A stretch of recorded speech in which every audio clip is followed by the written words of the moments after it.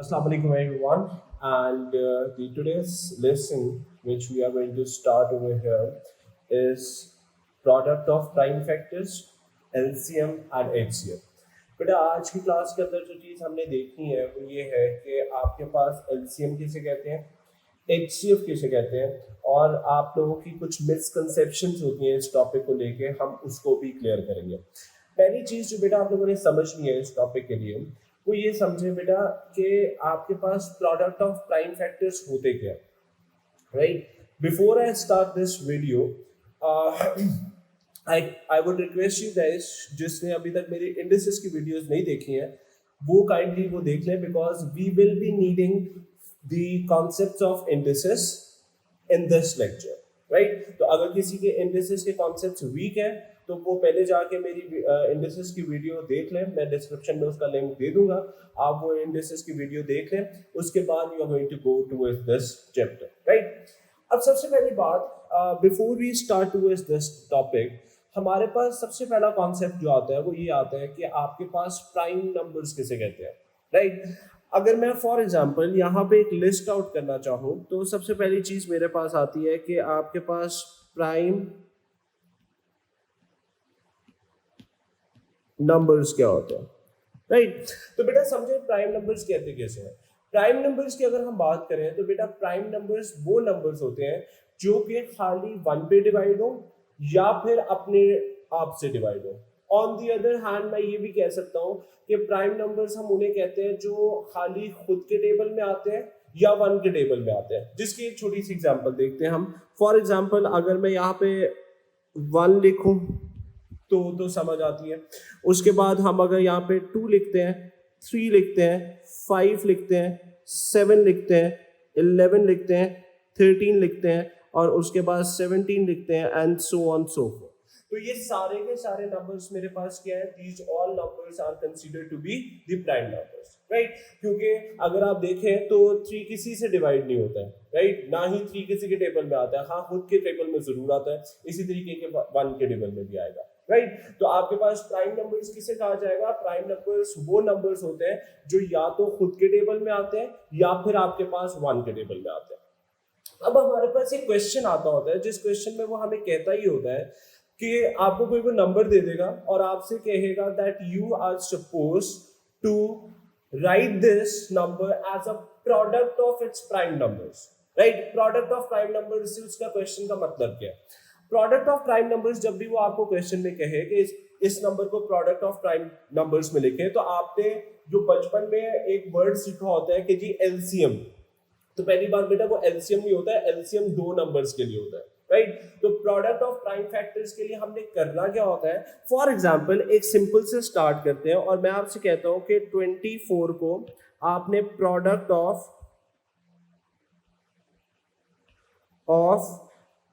Prime factors लिखना है,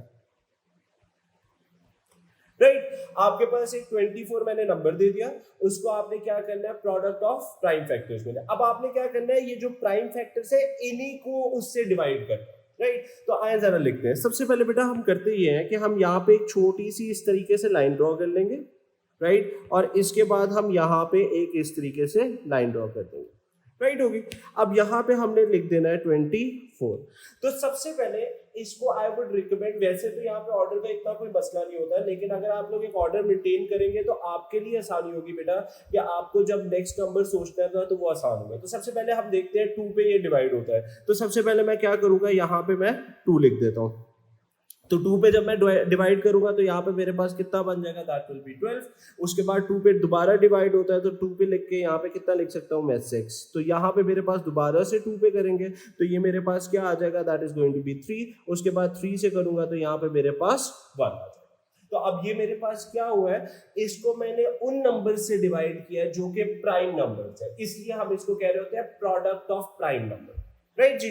आए अब इसको लिखना किस तरीके से? इसको जब आपने लिखना है बेटा तो आपने क्या करना है? सबसे पहले 24 is equal to 2 multiply by 2 multiply by 2 multiply by 3 आ गया। तो ये जो आपके पास यहाँ पे बेटा नंबर्स आए हैं, इन नंबर्स को हम क्या कहेंगे? These are the numbers of product of prime factors, right.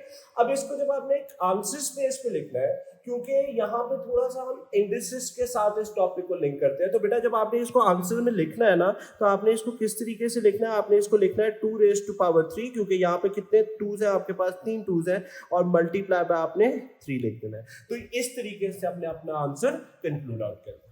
ठीक होगी बात? ओके जी।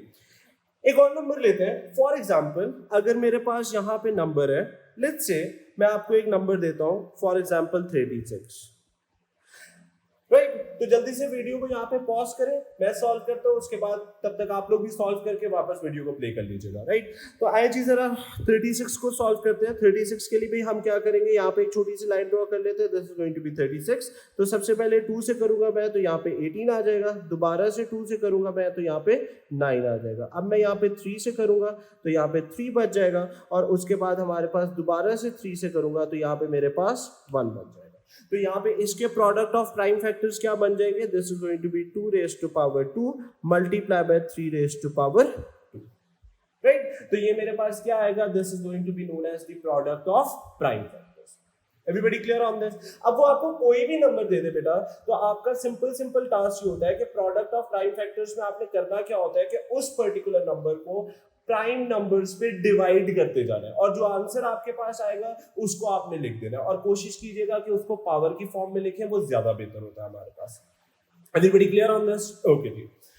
अब एक चीज आती है जो मेन हमारे पास क्वेश्चन आता है ना बेटा इसका, वो आपके पास कहता है कि आपको वो क्वेश्चन देता है और वो आपसे कहता है कि 2 नंबर्स उसने आपको दे दिए, और उसका वो आपसे कहता है कि भाई इसका एलसीएम या एचसीएफ फाइंड करो।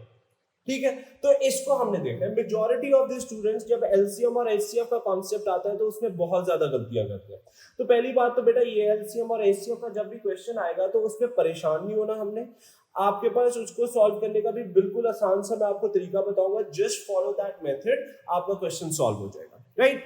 अब फॉर एग्जांपल अगर मैं आपसे कहता हूं कि मेरे पास है जी 24 और दूसरा है जी मेरे पास 36, ये दो मेरे पास नंबर्स गिवन है, मैं आपसे कहता हूं कि इन दोनों नंबर्स का एलसीएम एंड एचसीएफ फाइंड करें। क्लियर हो गई बात? अच्छा, एक चीज बेटा याद रखनी है आपने, जब भी एलसीएम और एचसीएफ हम फाइंड करेंगे तो पहली चीज आपने याद रखनी है कि आपसे ना, अभी हम पास पेपर के इसके क्वेश्चंस भी करेंगे, तो आपने एक चीज याद रखनी है, पहले ही उससे जो पहला वाला पार्ट होगा उसमें वो आपसे कि हर उसका कोई ना कोई product of prime factor number का निकलवा लेगा, एक ना एक नंबर का, राइट। आपने रिमेनिंग का खुद से निकालना है। Everybody clear on this? Okay, आइए सॉल्व करते हैं। सबसे पहले अगर मैं यहाँ पे बात करूं तो यहाँ पे सबसे पहली चीज हमारे पास एलसीएम ये 24 का, इस 24 का, और अगर आप देखें ये जो 36 है, इन दोनों के प्रोडक्ट ऑफ प्राइम फैक्टर्स मैं ऑलरेडी निकाल चुका हूं। सबसे पहले तो मैं वो यहाँ पे लिख लेता हूं, तो क्या मेरे पास बनेगा, this is going to be 24 is equals to 2⁻³ आ जाएगा, मल्टीप्लाई बाय 3 आ जाएगा। अब 3 की यहाँ पे कोई भी पावर नहीं है, तो यहाँ पे मैं क्या करूंगा, 1। एग्रीड हो गया? अच्छा, अब आपके पास क्या है, दूसरा मेरे पास लिखा हुआ है 36, इसको भी मैं लिख देता हूं, दिस इज 2⁻² मल्टीप्लाई बाय 3⁻² आ जाएगा, राइट। हमारा क्वेश्चन ये था कि हमारे को इन दोनों नंबर्स का एलसीएम और एचसीएफ लिखना है, तो अब उसको करने का हमारे पास क्या तरीका है बेटा, सबसे पहले तो एलसीएम की बात करते हैं। सबसे पहले याद रखें एलसीएम कहते किसे, एलसीएम बेटा stands for lowest common multiple, right. LCM जब भी वो आपको किसी चीज का निकालने के लिए कहता है तो उसका मतलब ये होता है कि वो आपसे लोएस्ट कॉमन मल्टीपल कह रहा है।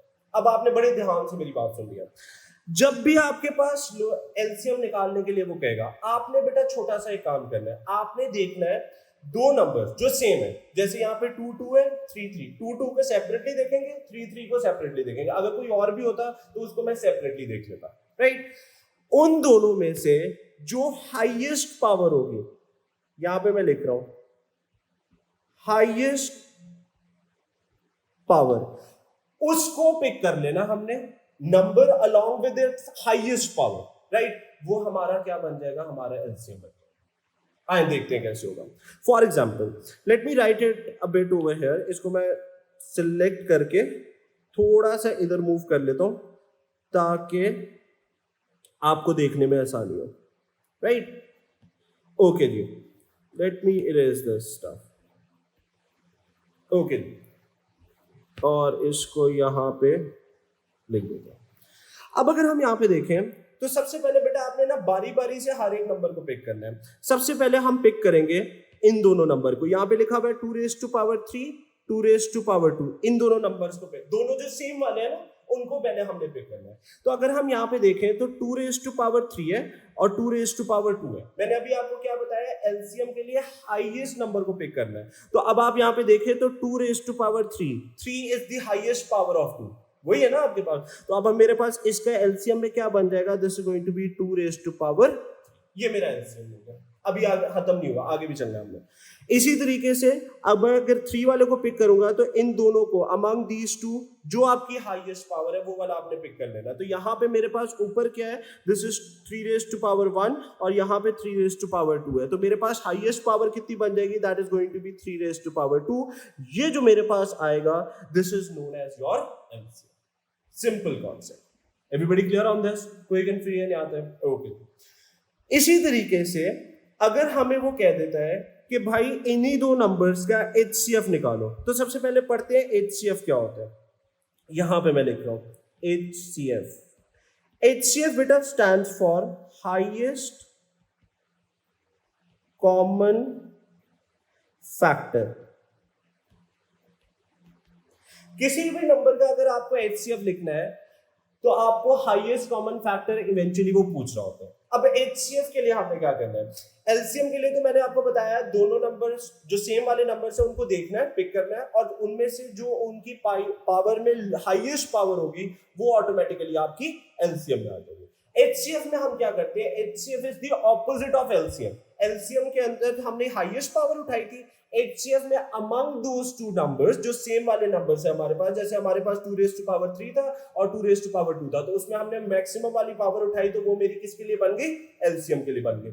अब हमने एचसीएफ के लिए क्या करना है, उन दोनों में जो स्मॉल पावर होगी या लीस्ट पावर होगी या स्मॉलेस्ट पावर होगी वो आपने उठा लेनी है, वो आपकी एचसीएफ बन जाएगी। तो मैं यहाँ पे नीचे पहले लिख देता हूं, अमंग जो नंबर्स है उसमें स्मॉलेस्ट पावर, स्मॉलेस्ट पावर, वो आपके लिए क्या बन जाएगी, that is going to be taken as your HCF. आइए देखते हैं। सबसे पहले मैं इसको जरा दोबारा से कॉपी कर लेता हूं। Let me copy this out again, क्योंकि हमें इसको दोबारा से देखना है। तो सबसे पहले अगर हम यहाँ पे बात करें तो इसको कॉपी करके यहाँ पे मैं पेस्ट कर लेता हूँ। अब इन दोनों के लिए हम क्या करेंगे, गौर से देखिएगा। लेट मी इरेज आउट, बारी बारी से हम इसको देखेंगे। नंबर भी इरेज हो गया है।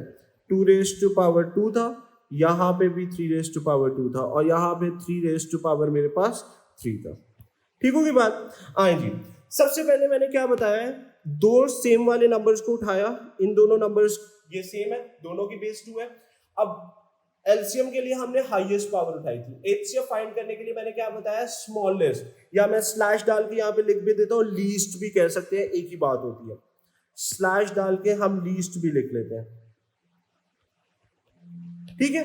तो अब अगर हम बात करें तो एचसीएफ में हमारे पास this is 2 raise to power 3, this is 2 raise to power 2, तो छोटी पावर क्या होगी, 2 रेज टू पावर 2, तो ये मेरे पास क्या बन जाएगा, that is going to be your HCF multiply bye.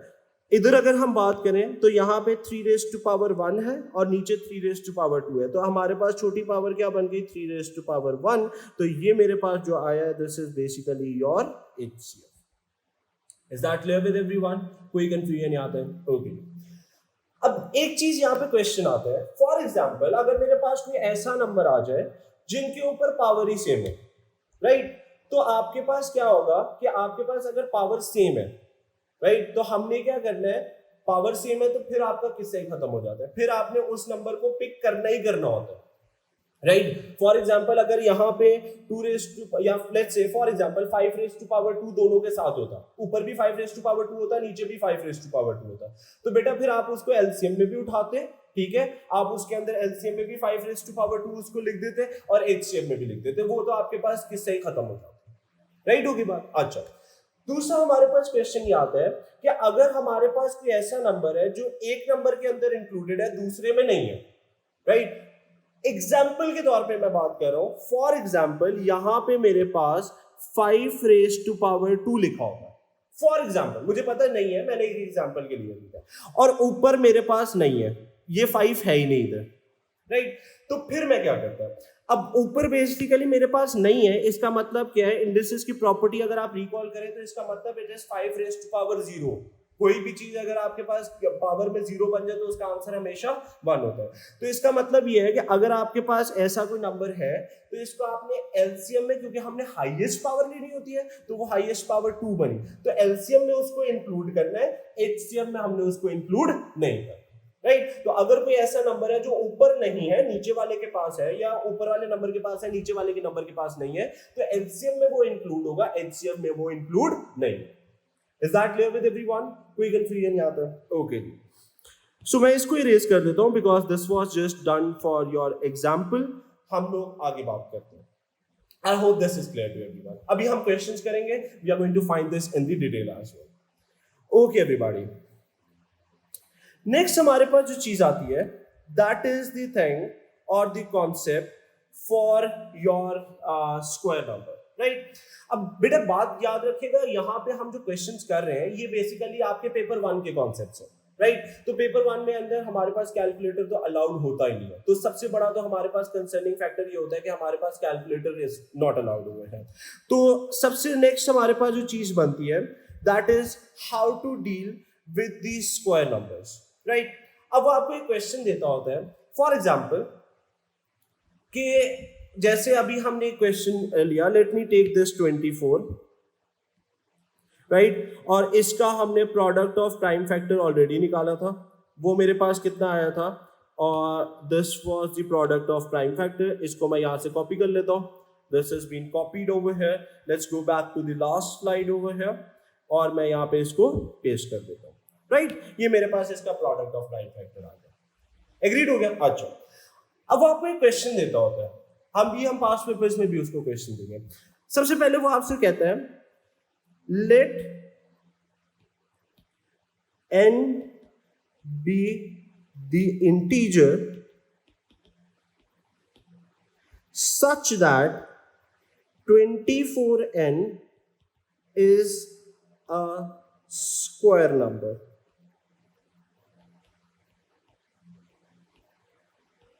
Find the smallest value of n, right? अब वो क्या कह रहा है, अच्छा एक ही होता है, और यहां पे जो स्क्वायर नंबर का है आगे क्यूब का भी हम करेंगे, ये दोनों एग्जांपल्स हमने करनी है, ये बहुत इंपॉर्टेंट क्वेश्चन है, राइट जी? अब वो यहाँ पे उसने कहा क्या है, सबसे पहले उसकी बात को समझते हैं कि what is the question says over here. बेटा उससे क्वेश्चन में हमें बात क्या कही है, पहले उस बात को जरा समझते हैं। वो आपको कहना ये चाह रहा है बेटा कि आपके पास 24 is not a square number, ठीक है? पहली चीज तो ये क्लियर होगी कि 24 स्क्वायर नंबर नहीं है। पहली चीज तो यहाँ पे थोड़ा सा रिकॉल करके पीछे चलते हैं कि स्क्वायर नंबर होते क्या। बेटा स्क्वायर नंबर वो नंबर होते हैं जिनका अंडर रूट या स्क्वायर रूट एग्जिस्ट करता है। जैसे कि एक एग्जांपल लें इसकी, फॉर एग्जाम्पल 9 का अगर आप अंडर रूट अपने कैलकुलेटर से देखें तो वो आपके पास कितना आता है, 3 आता है। 16 का देखें तो वो आपके पास 4 आता है। 25 का अगर मैं देखूं तो वो 5 आता है, right? 24 is not a square number.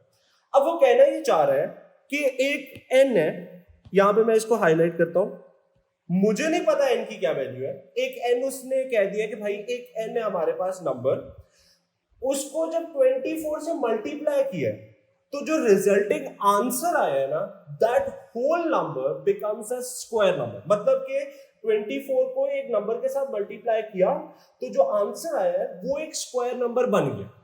अब वो क्या नंबर है जिससे मल्टीप्लाई किया हमें वो भी नहीं पता, और वो जो आंसर आया है वो भी क्या है हमें नहीं पता, राइट? होगी बात? अच्छा, हमें वो n की वैल्यू फाइंड करनी है जिससे हम इस 24 को मल्टीप्लाई करें तो हमारे पास एक स्क्वायर नंबर बन जाए। ओवरऑल जो होना चाहिए वो स्क्वायर नंबर होना चाहिए।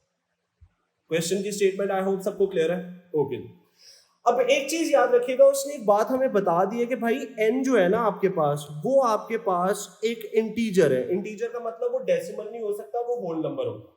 ठीक होगी बात? अच्छा जी, सबसे पहले हम यहाँ पे क्या करेंगे, स्क्वायर नंबर की हम बात कर रहे हैं, पहले तो स्क्वायर नंबर की बात करते हैं, फिर आगे चल के हम क्यूब नंबर भी करेंगे। तो सबसे पहले बेटा आपने करना क्या है, यहाँ पे 24 लिख देना है और इसके जो प्रोडक्ट ऑफ प्राइम नंबर है ना 2⁻³ मल्टीप्लाई बाय 3⁻, कुछ भी नहीं है तो इसका मतलब यहाँ पे इसकी पावर आपने 1 लिख देनी है। एग्रीड होगी बात? अच्छा, अब बेटा ध्यान से समझे हमने करना क्या। आपने बेटा सिंपल सा एक काम करना है, whenever it's make a note over here, whenever it says square number, तो आपने क्या करना है, जो पावर्स होंगे उनको मल्टीपल ऑफ 2 बनाना है। मल्टीपल ऑफ 2 में क्या आता है, 2 आता है, 4 आता है, 6 आता है, 7 आता है, या सॉरी 7 नहीं आता, 8 आता है, या फिर 10 आता है, and so for so for. ठीक है, अब हमने यहाँ पे क्या करना है, ये जो इसकी पावर्स है बेटा, इसको हमने मल्टीपल ऑफ 2 बनाना है। और याद रखिएगा यहाँ पे एक और वर्ड भी उसने लिखा हुआ है, स्मॉलेस्ट वैल्यू ऑफ n। तो जो नियरेस्ट होगी, जैसे 2 यहाँ पे 3⁻1 है, 1 के नियरेस्ट मल्टीपल ऑफ 2 क्या होगा आपके पास, 2 होगा। 3 के नियरेस्ट मल्टीपल ऑफ 2 कौन सा मिलेगा आपको, 4 मिल जाएगा। अगर लेट्स से 5 होता, 5 के नियरेस्ट कौन सा होता आपके पास, 6 होता। जैसे 2⁻3 है, मैं बनाने को इसको 2⁻6 भी बना सकता हूं, लेकिन मैं करीब वाले के पास जाऊंगा। ठीक है, अब वो कैसे बनाना है, इसके लिए आपने इंडिसेस की प्रॉपर्टीज को थोड़ा सा रिकॉल करना है, राइट।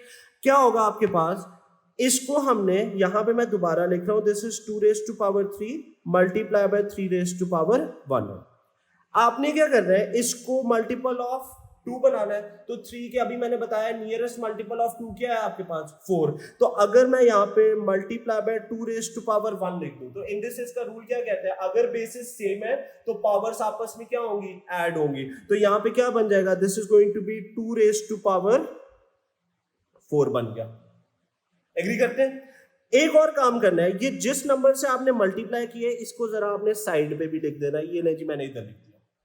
एग्री करते हैं सारे, किसी को कोई मसले मसाइल? अच्छा जी, नेक्स्ट चलते हैं। 3 को अगर मैं raised to power 1 है, इसको अगर मल्टीपल ऑफ 2 बनाना है तो यहाँ पे क्या होगा, 3⁻1 आ जाएगा।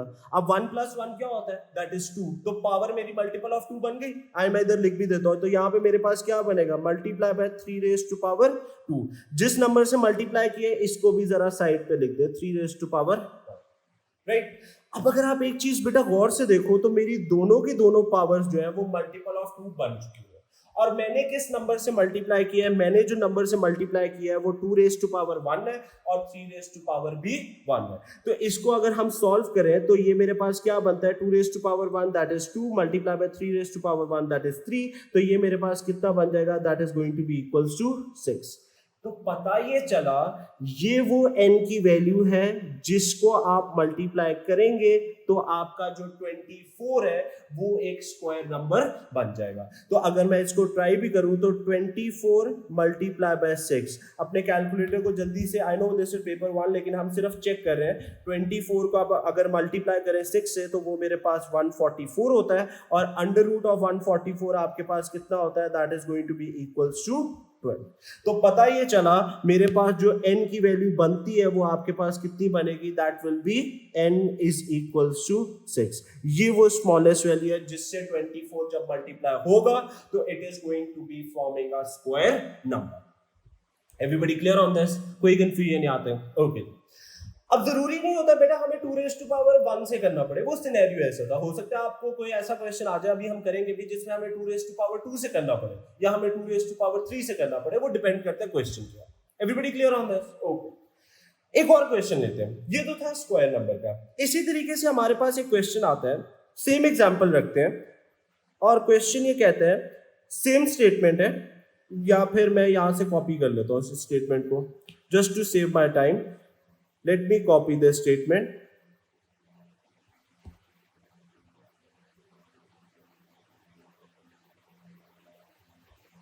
Right? और इसको हम मिटा देते हैं, और यहां से ये भी मिटा देते हैं, और यहां पे अब हम स्क्वायर नंबर की जगह पे लिख देते हैं क्यूब नंबर। राइट? दो तरह से बेटा आपको क्वेश्चन आ सकते हैं, या तो वो आपको कहेगा स्क्वायर नंबर, या फिर वो आपको कहेगा क्यूब नंबर। ठीक है, इसके अलावा आपको तीसरी चौथी टाइप नहीं आ सकती। राइट?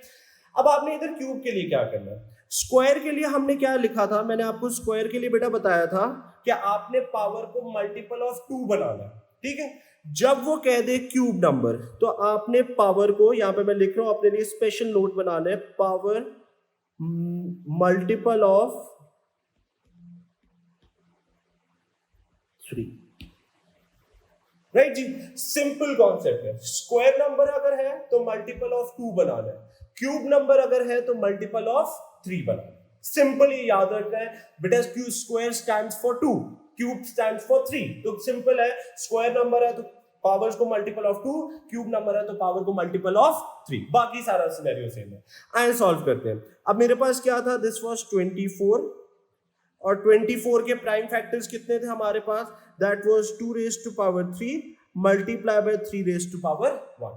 अब अगर आप यहाँ पे एक चीज नोट करो बेटा, तो आपके पास ये जो 2 रेज़ टू पावर 3 है, ये ऑलरेडी मेरे पास मल्टीपल ऑफ 3 है, तो आपने इसको कुछ भी नहीं करना, राइट। मैंने सिर्फ यहाँ पे क्या करना है, यहाँ पे 3 रेज़ टू पावर 1 है, मल्टीपल ऑफ 3 में क्या आएगा, 3 आएगा, उसके बाद 6 आएगा, उसके बाद 9 आएगा। तो यहाँ पे क्या करूंगा, multiply bye 3 raise to power 2 बना दूंगा। जिस चीज से हम मल्टीप्लाई करेंगे उसको जरा हम साइड पे भी लिखते जाएंगे, 3 रेज़ टू पावर 2 आ गया। एग्रीड हो गया। आइए जी सॉल्व करते हैं। तो यहाँ पे मेरे पास क्या आ गया, 2 raise to power 3 multiply by यहाँ पे कितना आ जाएगा, 3 रेज़ टू पावर भी 3 आ जाएगा। तो मैंने मल्टीप्लाई किससे किया है, I just have to multiply with 3 raise to power 2 which is going to be equals to 9। तो पता ये चला इस केस में हमारे पास अगर 24 को 9 से मल्टीप्लाई करेंगे तो वो मेरे पास क्या बनेगा, it will ultimately become a cube number. तो आए जरा जल्दी से चेक भी कर लेते हैं। तो मेरे पास यहाँ पे क्या बनेगा, this is going to be 24 multiply by 9। जल्दी से अपने बेशक कैलकुलेटर से चेक कर ले, वो आपके पास कितना आता है, दैट इज 216। और क्यूब रूट ऑफ 216 कितना होता है आपके पास, क्यूब रूट ऑफ 216 जो आपके पास आता है, let me check it for you guys, वो आपके पास कितना बनता है, that is going to be equals to 6, right. तो मेरे पास n की वैल्यू कितनी बन जाएगी, that will be equals to 9। Is this point clear to everyone? कोई कंफ्यूजन नहीं आता है। अगर अभी तक किसी बच्चे को कोई चीज क्लियर नहीं है तो please I would recommend you guys कि इस वीडियो को यहां से दोबारा देखें ताकि आपको कॉन्सेप्ट्स क्लियर हो जाए, ताकि because we are going to now start the past paper question, ताकि आपको पास्ट पेपर क्वेश्चन सॉल्व करने में मसला ना हो। Is that clear? ओके, जिसको क्लियर है I let's move towards the past paper questions. Okay everybody, starting with this question. सबसे पहले यहाँ पे हमारे पास ये क्वेश्चन आता है, हम इस क्वेश्चन को स्टार्ट करते हैं और देखते हैं हम इस क्वेश्चन के अंदर वो हमसे क्या क्या चीजें कह रहे हैं, राइट जी। आइए सॉल्व करते हैं। सबसे पहला क्वेश्चन उससे हमें क्या कहा है, I would recommend you guys कि बेटा मैंने तो सॉल्व कर ही देना होता है क्वेश्चन, आपको मेरी छोटी सी रिकमेंडेशन ये होगी, जब भी पास पेपर का क्वेश्चन मैं खोलूं तो वीडियो को 1 सेकंड के लिए पॉज कर दिया करें और खुद से एक ट्राई दिया करें, give your best shot over here. नहीं सॉल्व होगा उसके बाद मैंने तो सॉल्व कर ही देना है, राइट। पहले आप जरा खुद जरूर सॉल्व कर लिया करें। ओके एवरीबॉडी, आइए इसको सॉल्व करते हैं और देखते हैं इस क्वेश्चन को हमने किस तरीके से प्रोसीड करना है। सबसे पहले उसने हमें क्या कहा, कहते हैं राइट डाउन 108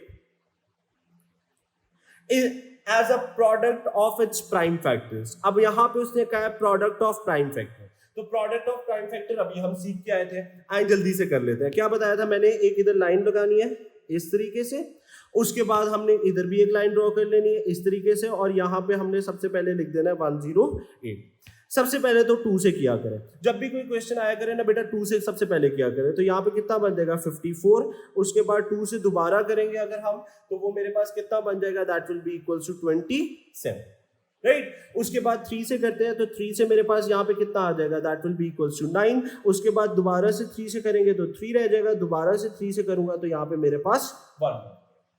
एग्री करते हैं? कोई मसले मसाइल नहीं आता है। ओके, तो अब इसको मैं कैसे लिख सकता हूं, this can be written as over here 2 raise to multiply by 2 multiply by 3 multiply by 3 multiply by 3। तो इसको हम किस तरीके से लिख सकते हैं, this can be written as 2 raise to power 2 multiply by 3 raise to power 3। ये मेरा क्या बन गया, this is the product of prime factors. Everybody clear on this? Okay, उसके बाद नेक्स्ट चलते हैं। फिर उसने हमसे कहा है कि एलसीएम निकालो lowest common multiple of 108 and 180। 180 और इसका दोनों का हमें एलसीएम बताना है। तो सबसे पहले 108 का तो हमने पिछले पार्ट में निकाला हुआ है, 180 का भी निकाल लेते हैं। आए जी निकालते हैं। 180 की अगर हम बात करें तो 180 के लिए मेरे पास क्या सिनेरियो बनेगा, 180 के लिए अगर हम देखें तो this is going to be 180, 2 पे डिवाइड करते हैं तो that is going to be 90, 2 पे डिवाइड करेंगे तो यहाँ पे आपके पास कितना बच जाएगा, that is going to be 45। Agreed हो गया। उसके बाद अगर मैं 3 से करूं तो वो मेरे पास कितना बच जाएगा, that is going to be 15। उसके बाद अगर दोबारा से 3 से करें तो यहाँ पे मेरे पास क्या बच जाएगा, that is going to be 5, और दोबारा से 5 से करूंगा तो यहाँ पे मेरे पास 1 बच जाएगा। एग्रीड। तो 180 का भी यहाँ पे मैं लिख देता हूँ। 180 के मेरे पास प्रोडक्ट ऑफ प्राइम फैक्टर्स क्या बनेंगे, this is going to be 2 multiply by 2 multiply by 3 multiply by 3 multiply by 5। तो इसको अगर मुझे लिखना है तो 2 रेज टू पावर 2 आ जाएगा, multiply bye 3 raise to power 2 आ जाएगा, multiply bye 5 raise to power 1। कुछ नहीं है तो उसका मतलब उसकी पावर आपके पास 1 है। एग्रीड हो गया। अच्छा जी, अब हमें निकालना है इन दोनों का एलसीएम। तो एलसीएम के लिए 108 के मेरे पास आए हुए 2 raise to power 2 multiply by 3 raise to power 3। 180 का मेरे पास क्या आया हुआ है, 2 raise to power 2 multiply by 3 raise to power 2 multiply by 5 raise to power 1। Right जी। अच्छा, एलसीएम के लिए बेटा मैंने बताया क्या था, जल्दी से अभी हमने पढ़ के आए हैं और मैंने आप लोगों को एक बात बताई थी, एलसीएम के लिए हमने क्या करना है, जो सेम नंबर है उनकी आपने क्या कर लेनी है, sorry, that is going to be taken the highest power, right? दोनों जो सेम वाले नंबर से उनको पिक करेंगे बारी बारी से, पहले 2 को देखना है, फिर 3 को देखना है, फिर 5 को एंड में देख लेंगे, राइट? उनकी जो मैक्सिमम पावर है या हाईएस्ट पावर है उसको पिक कर लेना है। आए देखते हैं। सबसे पहले 2 को अगर हम देखें तो आपको अगर याद हो तो मैंने अभी आप लोगों को बताया था, अगर सेम पावर हो तो उसको तो हमें इंक्लूड करना ही करना है, that is going to be 2 raise to power 2। 3 raise to power 3 यहाँ पे है, 3 रेज टू पावर 2 यहाँ पे है, तो मैक्सिमम या हाईएस्ट पावर क्या बन जाएगी, that is going to be multiply bye 3 raise to power 3, right? मैंने अभी एक बात बताई थी, अगर कोई ऐसा नंबर है जो कि नीचे वाले में है ऊपर वाले में नहीं है तो उसको एलसीएम में तो इंक्लूड करना ही करना होता है, एचसीएफ में उसको ओमिट कर देना होता है। तो multiply bye 5 raise to power 1 यहाँ पे आएगा ही आएगा। क्यों? क्योंकि ऊपर आपके पास ये नंबर नहीं है, वो उसकी वजह ये है, यहाँ पे 5 रेज टू पावर 0, किसी भी चीज की पावर अगर 0 हो जाए the answer is always equals to 1, तो इसलिए ऊपर 0 है, नीचे आपके पास 1 है, तो हाईएस्ट पावर क्या बन जाएगी, that is going to be 1। तो ये जो आपके पास आया है that is 2 raise to power 2 multiply by 3 raise to power 3 multiply by 5 raise to power 5, this is eventually your LCM, जिसको हम अगर मल्टीप्लाई करके लिखना चाहें तो वो आपके पास कितना बनता है, that is 540। This is going to be your answer. Is that clear? कोई confusion आता है? सिंपल सा क्वेश्चन है। ओके एवरीबॉडी, नेक्स्ट आता है ये वाला क्वेश्चन। अब यहाँ पे हमें जो क्वेश्चन दिया हुआ है ये थोड़ा सा डिफरेंट है और थोड़ा सा अलग है। यहाँ पे उसने आपको 2 नंबर्स दिए हैं। अब यहाँ पे एक P है और एक Q है, हमें वो नंबर्स नहीं पता, कोई मसला नहीं है। उसने अगर आप क्वेश्चन को आगे देखें तो उसने P का जो है वो आपको product of prime factors already दे दिए हैं। वो क्या है, 2 raise to power 3 multiply by 3 multiply by 5 raise to power 2। तो मैं जरा यहाँ पे जल्दी से लिख देता हूँ, P मेरे पास क्या है, that is 2 raise to power 3 multiply by 3 multiply by 5 raise to power 2। Agreed हो गया। Q का भी उसने हमें बताया हुआ है। Q हमारे पास कौन सा नंबर है, Q आपके पास नंबर है which is 2 raise to power 1 multiply bye 3 raise to power 2 multiply by 5 raise to power 1। बेटा सबसे पहले ना जो नंबर्स होते हैं ना उनको ऊपर नीचे लिख लिया करें, आपके लिए रिलेट करना बहुत आसान हो जाएगा, राइट जी? आई लिख देता हूं मैं। यहाँ पे मेरे पास क्या बन जाएगा, Q मेरे पास होगा that is going to be 2 raise to power 1 multiply bye 3 raise to power 2 multiply by 5 raise to power 1, और 3 का ऊपर कोई पावर नहीं थी इसलिए मैंने ऊपर वाले उसको 1 कर दिया, ठीक है? अब हमें सबसे पहले उसने क्या कहा है, कहता है फाइंड द HCF। HCF हमें फाइंड करना है। HCF के लिए बेटा अभी हमने क्या डिस्कस किया था, अभी हमने बात की थी कि HCF अगर फाइंड करना है तो उन दोनों की अमंग दोस टू आपने सबसे छोटी पावर को पिक कर लेना, ठीक है? आए पिक करते हैं। तो HCF के लिए यहाँ पे मैं लिख देता हूँ स्मॉलेस्ट पावर उठानी है हमें, तो स्मॉलेस्ट आपके पास क्या होगा, 2 रेज टू पावर 1 है, 2 रेज टू पावर 3 है, तो स्मॉलेस्ट आपके पास क्या बन गई, 2 रेज टू पावर 1 आ गई, multiply bye 3 raise to power 1 3 raise to power 2। बारी बारी से जो सेम नंबर है उनको बारी बारी से देखना है। इसमें स्मॉलेस्ट पावर क्या है, नीचे वाली की आपके पास जो पावर है वो आपके पास इसकी 1 है इसकी 2 है, तो स्मॉलेस्ट क्या बन जाएगी, that is going to be 3 raise to power 1। दूसरे पे चलते हैं, इधर आपके पास क्या बनेगा, नीचे वाले की पावर 1 है ऊपर वाले की पावर 2 है, तो स्मॉलेस्ट 1 बन गई। तो इधर आपके पास कितना आ जाएगा, multiply bye 5 raise to power 1। अगर मैं इसको सॉल्व करूं तो ये मेरे पास क्या बनेगा, 2 into 3, that is going to be 6, multiply by 5, which is going to be equals to 30. This is eventually your HC. Simple question, right? होगी बात? अच्छा जी, फिर उससे हमें बी पार्ट का है, ये हमने ए पार्ट किया है, अब हम चलते हैं बी पार्ट के ऊपर।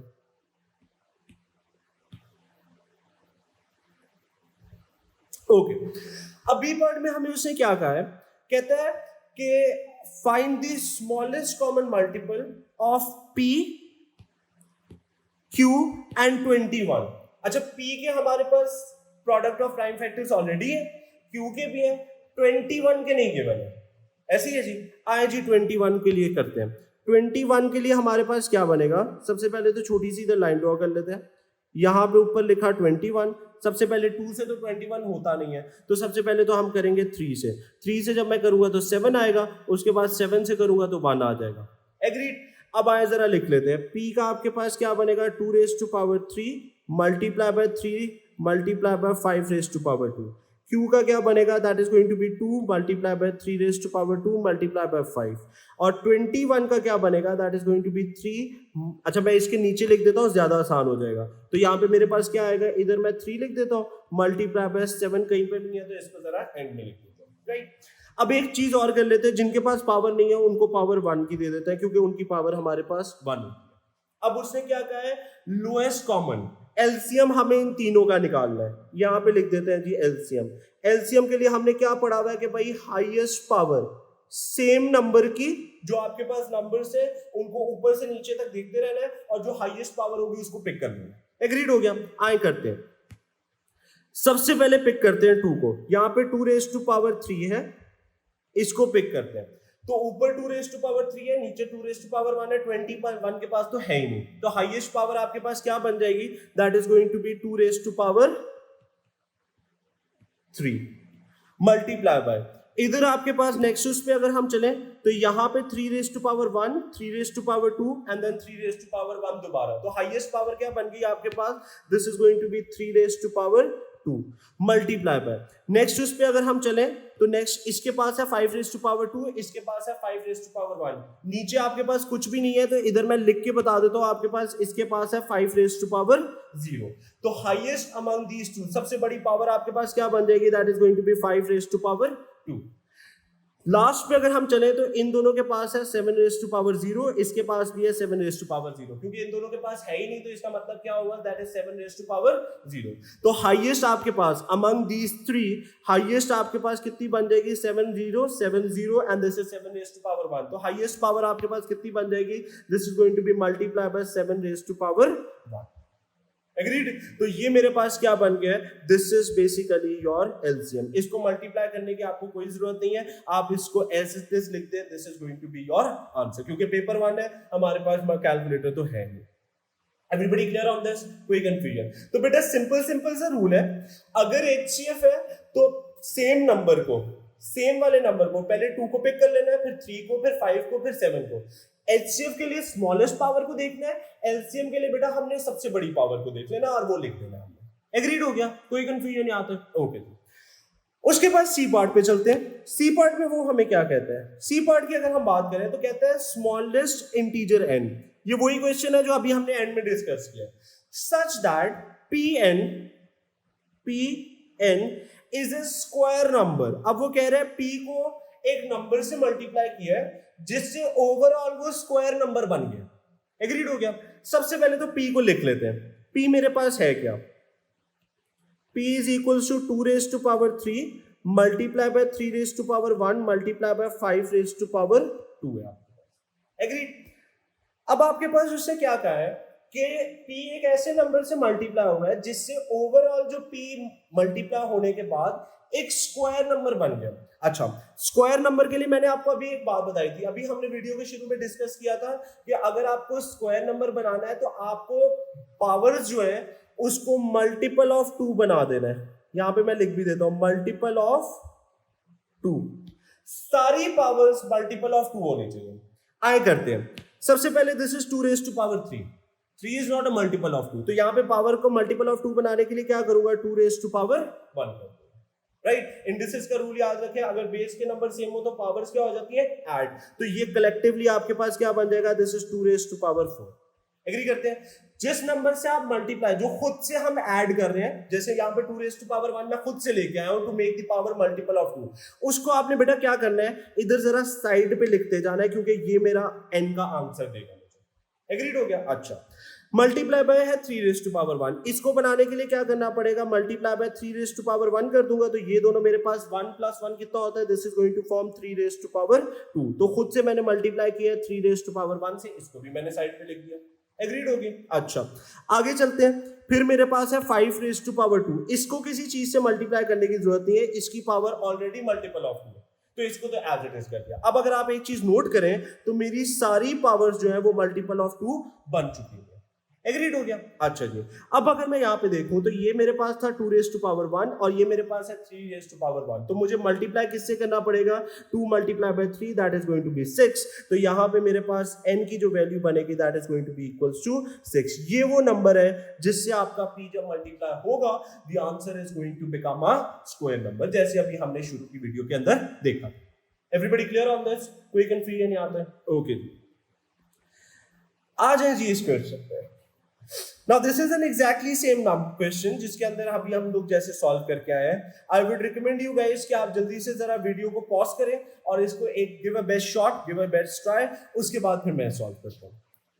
राइट जी, आए सॉल्व करते हैं। सबसे पहले उसने हमें कहा क्या, सबसे पहले तो इससे कहा है express 1200 as a product of its prime factor. 1200 को हमें प्रोडक्ट ऑफ प्राइम फैक्टर करना है। आए कर लेते हैं जल्दी से। यहां पे हमने एक लाइन ड्रॉ की and let's make a margin, 1200 लिख देते हैं। 2 से करूंगा तो कितना आएगा 600, दोबारा से 2 से करेंगे तो कितना आ जाएगा 300, दोबारा से 2 से करेंगे 150 आ गया।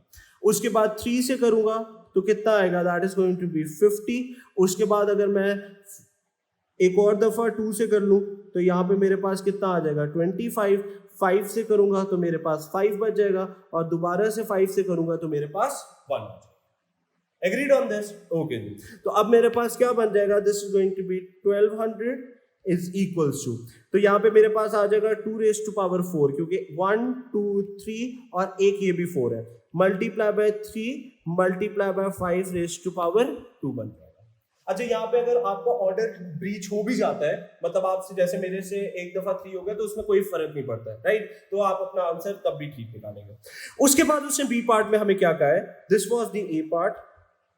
बी पार्ट वो हमें क्या कहता है, बी पार्ट वो आपसे कहता है find the smallest value of n, यही वो क्वेश्चन है, such that 120 is a square number.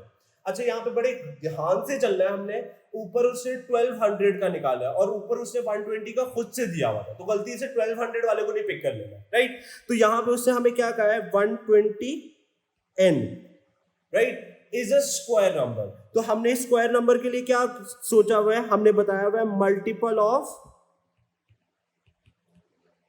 2 बनाना होता है हमें, ऐसी है जी। तो सबसे पहले तो 120 के प्राइम फैक्टर्स को लिख लेते हैं। क्या बनेगा, 2 raise to power 3 multiply by 3 multiply by 5।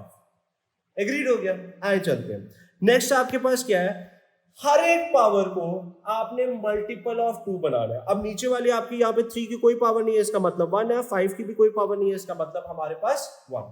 Agreed हो गया। लेट मी राइट, इसको थोड़ी सी स्पेसिंग देके लिख देते हैं ताकि जो नंबर हम ऐड करें उसमें हमें कोई मसला ना हो। यहाँ पे 2 रेज़ टू पावर आपके पास 3 है, मल्टीप्लाई बाय 3 मल्टीप्लाई बाय 5, और अभी हमने डिस्कस किया यहाँ पे कुछ नहीं है, तो इसका मतलब इसकी पावर 1, राइट। अब 2 रेज़ टू पावर 3 है, इसको मुझे क्या बनाना है, मल्टीपल ऑफ 2, और जो क्लोजेस्ट होगा उस पे जाना है। तो 3 का क्लोजेस्ट क्या होता है 4, तो यहाँ पे मल्टीपल ऑफ आपके पास क्या बनेगा, 2 रेज़ टू पावर 1 लिख देंगे, तो यहाँ पे आपके पास ओवरऑल ये क्या बन जाएगा, that is going to be 2 raise to power 4। मैंने बताया था जिस नंबर से हम मल्टीप्लाई कर रहे हो उसको बेटा जरा साइड पे लिख देना है, वो क्योंकि आपका n की वैल्यू होगी। तो यहाँ पे हमने जो मल्टीप्लाई किया वो 2 रेज़ टू पावर 1 से किया। एग्रीड हो गया। आए जी, नेक्स्ट चलते हैं। 3 को किससे करना पड़ेगा, इसको भी 3 रेज़ टू पावर 1 करते हैं, क्योंकि 1 plus 1 that is going to form 2। तो यहाँ पे मेरे पास क्या आ जाएगा, this is going to be 3 raise to power 2। खुद से हमने इससे मल्टीप्लाई किया तो इसको भी इधर साइड पे लिख देते हैं, 3 रेज़ टू पावर 1 आ गया। एग्रीड। उसके बाद आपके पास क्या है 5 रेज टू पावर 1 है, तो this is 5 raise to power 1 यहाँ पे भी आ जाएगा, तो ये कलेक्टिवली आपके पास कितना बन जाएगा 5 रेज टू पावर 2, और ये आपने यहाँ लिखा था, ये वाला यहाँ पे है और ये यहाँ पे, तो मैंने खुद से किससे किया है 5 रेज टू पावर 1 से। तो अब मेरे पास जो नंबर होगा वो मेरे पास क्या है जिससे मैंने मल्टीप्लाई किया, that is 2 raise to power 1, 3 raise to power 1, 5 raise to power 1, तो 2 3 are 6 मल्टीप्लाई बाय 5, तो that will be equal to 30। ये वो आपकी n की वैल्यू है जिससे आपको मल्टीप्लाई करना है। Is that clear with everyone? कोई कंफ्यूजन यहाँ पे? This is how you have to solve this question. अभी तक अगर किसी को कंफ्यूजन है तो प्लीज बेटा वीडियो को पॉज करें और दोबारा से एक दफा देखें, because now the questions are going to become a tough one, right जी। एंड जी नेक्स्ट क्वेश्चंस पे चलते हैं। अब आते हैं थोड़े से मुश्किल क्वेश्चंस की तरफ, राइट जी। मुश्किल क्वेश्चन से मेरा मतलब क्या है, now the questions which we have over here, these are going to be the one जिसके लिए हमें थोड़ा सा सोच के अपने क्वेश्चंस को कंक्लूड आउट करना है, राइट। आइए जी सॉल्व करते हैं। सबसे पहले उससे हमें क्या करना है, गौर से देखिएगा बेटा। सबसे पहले तो इससे हमें क्या है, express 96 as a product of prime factors. आए कर लेते हैं बेटा, 96 है, इसको प्रोडक्ट ऑफ प्राइम फैक्टर्स करना है, तो 96 का जरा यहां पे बना लेते हैं। This is 96। सबसे पहले 2 से करना पड़ेगा हमें, 2 से अगर मैं करूंगा तो यहां पे मेरे पास कितना आएगा, that is going to be 48, right. उसके बाद दोबारा से 2 से करते हैं तो यहाँ पे कितना आ जाएगा, that is going to be 24। दोबारा से 2 से करते हैं तो यहाँ पे 12 आ जाएगा। दोबारा से 2 से करूंगा तो यहाँ पे 6 आ जाएगा। दोबारा से 2 से करूंगा तो यहाँ पे 3 आ जाएगा। 3 से करूंगा तो यहाँ पे मेरे पास 1। एग्रीड हो गया। अब 96 को मैं क्या लिख सकता हूँ, this is going to be 2 raise to power कितने हैं, 1 2 3 4 and 5, so this is 2 raise to power 5 multiply bye 3 के ऊपर कोई भी पावर नहीं है, इसका मतलब इसकी पावर 1। एग्रीड हो गया। ये तो हमने ए पार्ट कर लिया, this is my A part. अब आते हैं बी पार्ट के ऊपर। B part is a bit tricky one, right जी। आइए बी पार्ट पे चलते हैं। बी पार्ट में वो क्या कहते हैं, 24 is a common factor of 96 and integer n। Underline कर लेते हैं, यहाँ पे इंपॉर्टेंट पॉइंट है, 24 is a common factor of 96 and n, ठीक है। Given that n is less than 96, अच्छा n की वैल्यू जो है वो 96 से कम है। कहता है find the largest value of n, n की लार्जेस्ट वैल्यू आपको बतानी है, ठीक है। Now in this question, if you look upon this question, ये क्वेश्चन थोड़ा सा अलग है, राइट। पहले क्या होता था, हम कॉमन फैक्टर्स ढूंढते होते थे, ठीक है। हम उसके दरमियान के जो कॉमन होते थे उनको फाइंड करते थे, ठीक है, जिसको आपने एलसीएम भी किया, एचसीएफ भी किया, ठीक होगी बात। अब यहां पे हमारे पास क्या है, आपके पास उसने कॉमन फैक्टर मींस 96 और n जो इंटीजर है हमारा, राइट, उनके दरमियान जो कॉमन फैक्टर होते हैं जो दोनों पे डिवाइड हो गए, राइट, जो दोनों के फैक्टर्स हैं, वो उसने ऑलरेडी बता दिया। n की वैल्यू हमें फाइंड करनी। Now the question goes opposite over here, right जी। क्वेश्चन सबको क्लियर है? आइए सॉल्व करते हैं इस क्वेश्चन को। बेटा थोड़ा सा डिफरेंट तरीके से सॉल्व करेंगे हम। सबसे पहले उसने, अगर हम यहाँ पे देखें तो 96 के तो हमने ऑलरेडी निकाले हुए 2 raise to power 5 multiply bye 3, agreed हो गया, ये हमने ऑलरेडी निकाला। 24 के भी हम ये निकाल लेते हैं कॉमन फैक्टर्स। 24 के आपके पास क्या बनेंगे, 24 के प्राइम फैक्टर्स अगर हम करें तो 2 पे होगा 12, उसके बाद अगर आप 2 से दोबारा करें तो कितना बनेगा 6, उसके बाद 2 से करेंगे 3 से करेंगे तो आपके पास वाला आ जाएगा। अब 24 के आपके पास कितने बनेंगे, this is going to be 2 raise to power 3 multiply by 3, और यहाँ पे कुछ भी नहीं है तो इसका मतलब इसकी पावर 1 है आपके पास। एग्री करते हैं सारे, कोई कंफ्यूजन नहीं आता है? ओके। अब पॉइंट ये है, 24 इज नॉट द आंसर, वो 96 और कॉमन इंटीजर n जो है, इन दोनों का कॉमन इंटीजर 24 है। तो अब हमें जो करना है बेटा, वो n की आपको वैल्यू फाइंड करनी है, आपको बताना है n की। एग्रीड। मैं यहां पे एक लाइन ड्रॉ कर देता हूं ताकि आपको याद रहे कि ये आपके पास जो 24 है ये कॉमन इंटीजर है, इन दोनों वैल्यूज के अंदर कॉमन है, राइट। अब यहां पे थोड़ा सा रुकते हैं बेटा। देखें 24 कि उसने जो हमने निकाले हैं that is 2 raise to power 3 और that is 3 raise to power 1। अगर 24 इन दोनों का कॉमन इंटीजर है, यहाँ पे लिखा हुआ है ना common factor, not the integer, common factor, right. उसने बताया 96 और जो n है जो मिसिंग है हमारा, जिसकी वैल्यू हमें नहीं पता, इन दोनों का कॉमन फैक्टर क्या है, दैट इज 24। एग्रीड हो गया। अब अगर ये दोनों का कॉमन फैक्टर है तो इसका मतलब क्या होगा कि ये वाले जो 24 के हमने फैक्टर्स निकाले हैं, प्राइम फैक्टर्स, ये दोनों के अंदर इंक्लूडेड है, तभी कॉमन फैक्टर बनेगा ना। मतलब कि 2⁻³ जो है वो आपके पास 96 में भी होना चाहिए। अब आए जरा चेक करते हैं, तो यहाँ पे 2⁵ लिखा हुआ है, इसके मतलब 2⁻³ इसके अंदर तो इंक्लूडेड होगा ना, मतलब 2 इंटू 2 इंटू 2 है ना 96 के अंदर, 2⁵ है तो 2⁻³ तो हो गई। इसी तरीके से n के पास भी मिनिमम 2⁻³ तो है ही है। Is this point clear to everyone? Okay. 3⁻1, अगर आप यहाँ पे 96 देखें तो इसका 3⁻1 इसके पास है, इसका मतलब क्या हुआ, n के पास भी 3 की मैक्सिमम पावर 1 तक तो होना ही होना चाहिए in order to make that the common factor. Agreed बेटा? कॉमन क्या चीज होती है? अगर लेट्स से मैं आपको कहता हूं कि आपके पास भी 500 रुपीज है और मेरे पास 1000 रुपीज है, राइट, तो हमारे पास कॉमन 500 रुपीज तो होंगे ना, क्योंकि आपके पास भी 500 है, मेरे पास भी 500 तो होंगे, तो 500 जो होंगे वो हमारे पास कॉमन रुपीज बन गए। तो इसी तरीके से कॉमन फैक्टर क्या बना, जो कि दोनों फैक्टर्स के पास मिनिमम एटलीस्ट वो है ही। एग्रीड होगी बात? कोई कंफ्यूजन आता है? ओके। अब आगे हम बात करते हैं, तो सबसे पहले हमारे पास अगर हम देखें तो हमारे पास इसका बनेगा क्या, हमें इंटीजर n निकालना है। n की अगर हम बात करें तो वो 96 से लेस देन होना चाहिए और लार्जेस्ट पॉसिबल वैल्यू हमें बतानी है। तो मैं यहाँ पे क्या करता हूं, मैं इसको मल्टीप्लाई बाय 2⁻1 कर देता हूं। इससे होगा क्या, मेरे पास यहाँ पे क्या होगा, let me right it over here, इसको मैं एज इट इज रहने, ओहो, दिस इज 2⁻3 मल्टीप्लाई, और हमने यहाँ पे एक लाइन ड्रॉ की थी, राइट जी, ओके। तो यहाँ पे 2⁻3 मल्टीप्लाई बाय 3⁻1, राइट। अब अगर मैं यहाँ पे 2⁻1 से मल्टीप्लाई करूं तो ये मेरे पास 2⁻4 बन जाएगा, मल्टीप्लाई बाय 3⁻1 बन जाएगा। अब अगर आप 2⁻4 करो अपने कैलकुलेटर से, 2⁻4 हम उसके लिए कर रहे हैं, दिस इज 16 मल्टीप्लाई बाय 3 अगर हम कर दें तो वो आपके पास कितना बनेगा, that will be equals to 48। This is one of the answer of n, right. ये 96 से छोटा जरूर है लेकिन ये अभी मेरा आंसर नहीं है, क्योंकि उसने एक और कंडीशन भी दी हुई है कि हमारे पास जो n होना चाहिए उसकी लार्जेस्ट वैल्यू निकालनी, ये एक पॉसिबल आंसर निकाला है, ठीक है।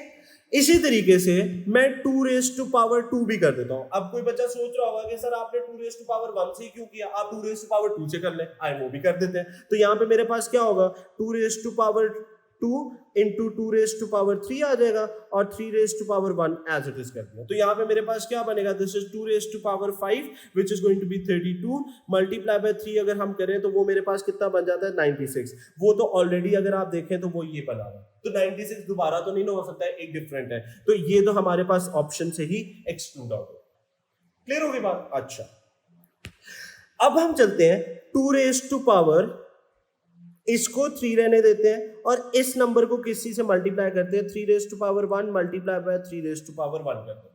तो यहाँ पे मेरे पास क्या बनेगा, this is going to be 3⁻2 multiply by 2⁻3। तो यहाँ पे अगर आप करें तो 2⁻3 8 होता है, 8 मल्टीप्लाई बाय 9 कितना होगा, that will be equals to 72। This is another possible answer for this, right.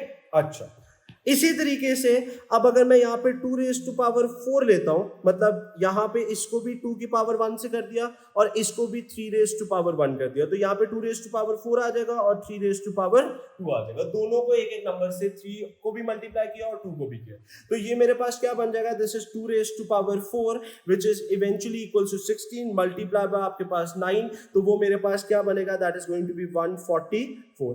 अब अगर आप यहाँ पे देखें तो 144 आया है, तो ये मेरे पास एक्सीड आउट कर गया 96 से, which means this can not be my answer.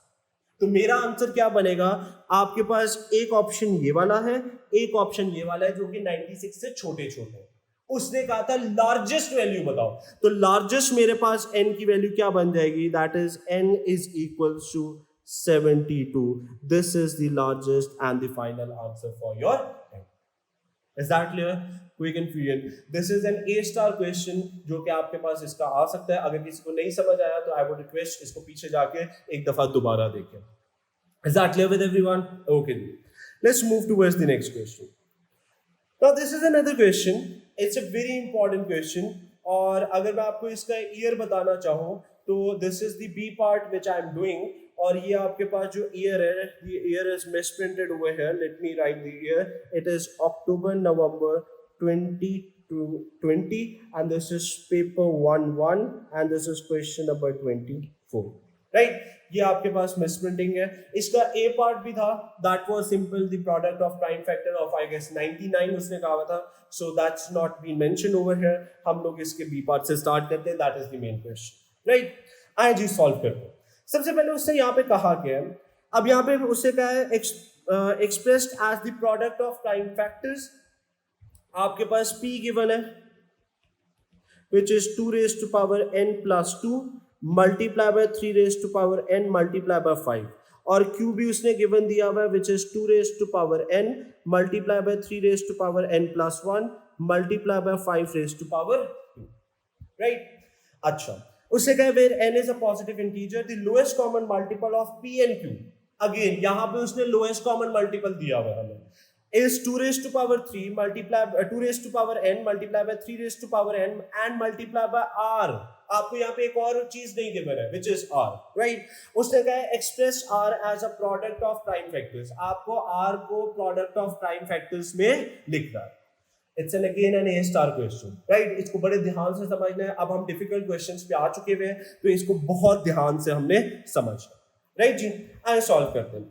सबसे पहले अगर हम देखें तो बेटा यहाँ पे हो क्या सकता है, आप लोग इंडिसेस की एक प्रॉपर्टी पढ़ के आते हैं, if the two numbers are being multiplied the powers are added, पढ़ते हैं ना हम। यहां पे हम थोड़ा सा ऑपोजिट अगर हम जाएं तो यहां पे बेटा आपके पास 2 raised to power n plus 2 लिखा हुआ है, इसका मतलब पावर्स ऐड हो रही है, इसका मतलब the two basis numbers are to be multiplied. Indices की प्रॉपर्टी मैंने लिंक में डिस्क्रिप्शन दे दिया हुआ है, अगर किसी को उसके अंदर प्रॉब्लम है तो वो प्रॉपर्टी जरूर देखें, राइट जी? तो यहां पे आपके पास क्या बनेगा, इस चीज को अकॉर्डिंग टू दैट प्रॉपर्टी इसको मैं लिख सकता हूं 2 raised to power n, because the powers are being added, तो यहां पे लिखा जा सकता है multiply by 2 raised to power 2। Agree करते हैं? Okay, multiply bye 3 raised to power n multiply bye 5। Agreed हो गया? अच्छा, यहां पे ये मेरा क्या बन गया, this is my p। q को कैसे लिख सकते हैं, 2 raised to power n multiply bye 3 raised to power n multiply bye 3 raised to power 1, क्योंकि यहां पे पावर ऐड हुई है तो इसका मतलब 3 raised to power n multiply bye 3 raised to power 1। इनको अगर आप ऐड करके लिखना चाहे तो क्या बनेगा, 3 raised to power n plus 1, basis same हो तो पावर्स ऐड हो जाती है। Multiply bye 5 raised to power 2 को हमने एज इट इज लिख दिया। एग्रीड हो गया? कोई कंफ्यूजन यहाँ तक? ओके, आइए जी सॉल्व करते हैं। नेक्स्ट आपके पास जो आता है that is how to solve this. अब उसने कहा है इन दोनों का जो लोएस्ट कॉमन मल्टीपल, मींस इनके अंदर जो कॉमन आपके पास चीज है वो आपके पास 2 raised to power n है multiply bye 3 raised to power n है और r है, हमें नहीं पता r क्या, ठीक है? इन दोनों का कॉमन उसने एलसीएम हमें दिया हुआ, ठीक होगी बात? अच्छा, अब हम यहाँ पे क्या करेंगे, this is 2 raised to power n multiply by 2 raised to power 2 multiply by 3 raised to power n multiply bye 5। Agreed? और दूसरा यहाँ पे जरा कॉमा डाल देते हैं और 2 raised to power n multiply bye 3 raised to power n multiply bye 3 raised to power 1 multiply bye 5 raised to power 2। Agreed हो गया? उसने बताया हुआ है इन दोनों का जो एलसीएम है वो हमें दिया हुआ है, और वो इसका एलसीएम आपके पास क्या है, वो आपके पास उसने बताया हुआ है that is 2 raised to power n multiply bye 3 raised to power n multiply bye r। आपको उसने कहा है r को लिखना है। अब गौर से देखिएगा बेटा हमने क्या करना है, अगर मैं चाहूं तो इन दोनों में से 2 raised to power n को कॉमन ले सकता हूं, दोनों के पास है, यहां पे भी है यहां पे भी है, और 3 raised to power n को भी कॉमन ले सकते हैं, यहां पे भी है यहां पे भी है। तो पीछे क्या बच जाएगा, इसके पास बच जाएगा 2 raised to power 2 multiply by 5, और यहां पे आपके पास 3 raised to power 1 multiply bye 5 raised to power 2 आ गया। तो यहां पे आ जाएगा 2 raised to power n multiply bye 3 raised to power n multiply bye r आ गया। एग्रीड। तो अब अगर हम यहाँ पे देखें ये और ये कैंसिल कर सकते हैं, this and this can B cancel out. तो आर के पास आपके पास क्या चीज रह जाएगी, आर आपके पास कितना बनेगा, that will be equals to 2 raise to power 2, ये जो बचा हुआ है, multiply bye 3 raise to power 1 multiply by यहाँ पे 5 रेज़ टू पावर 2 है, यहाँ पे 5 रेज़ टू पावर 1 है। एलसीएम में हमने कौन सा वाला उठाना होता है, हाईएस्ट पावर वाला। तो यहाँ पे क्या आ जाएगा 5 रेज़ टू पावर 2। तो ये मेरे पास क्या आई है, this is the value of R as a product of prime. Everybody clear on this? कोई confusion नहीं आता है। Now let's move towards the B part, the second part, right? उसने कहा है P plus Q निकालो, P plus Q, right? ऐसे solve करते हैं। तो सबसे पहले P की ये वाली फॉर्म लिख देते हैं और Q की भी आपके पास ये वाली फॉर्म लिख देते हैं। तो मेरे पास क्या बनेगा, this is 2 raise to power n multiply by 2 raise to power 2 multiply by 3 raise to power n multiply bye 5, ये P आ गया। प्लस Q को भी लिख देते हैं 2 raise to power n multiply bye 3 raise to power n multiply bye 3 raise to power 1 multiply bye 5 raise to power 2, right. अब अगर हम यहाँ पे देखें तो उससे क्या है, इन दोनों का एडिशन, बेटा हमें नंबर तो पता ही नहीं है, राइट, इनके एडिशन की हमें प्रोडक्ट ऑफ प्राइम फैक्टर्स निकालना है। तो यहाँ पे हम क्या करेंगे, सबसे पहले तो देखते हैं कोई कॉमन नंबर तो नहीं है। तो 2 रेज़ टू पावर n दोनों के पास है, वो कॉमन ले लिया, right, multiply bye 3 raise to power n भी दोनों के पास है, वो भी कॉमन ले लिया। इसकी पावर 5 की कुछ भी नहीं है तो 1 है, तो multiply bye 5 raise to power 1 को भी कॉमन ले लिया। एग्रीड हो गया।